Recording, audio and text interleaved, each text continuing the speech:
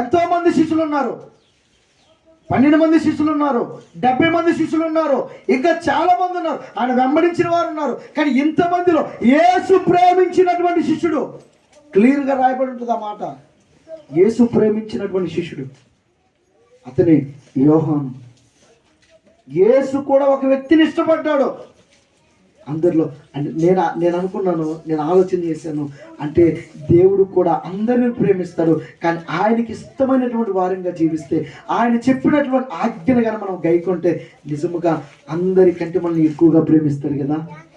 Praise the lord, హల్లెలూయా.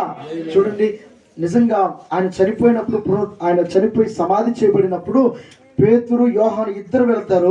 కానీ పేతురు ముందు వెళ్తుంటే యోహాను ఆయనకంటే ముందుగా పరిగెడతాడంట. ఆయనకంటే ముందుగా యేసు ప్రేమించినటువంటి శిష్యుడు ఆయనకంటే ముందుగా పరిగెత్తడం రాయబడింది. ఈరోజు నీవు నేను ఎలా మార్చబడాలో తెలుసా? యేసు ప్రేమించేటువంటి వ్యక్తిగా మార్చబడుదుముగాక. ఆమేన్, హల్లెలూయా. యేసు ప్రేమించే వ్యక్తిగా నువ్వు నేను మార్చబడాలంటే ఒకే ఒక ఆజ్ఞ ఆయన చెప్పాడు, ఇదిగో నిన్ను వలె నీ పొరుగు వారిని ప్రేమించు.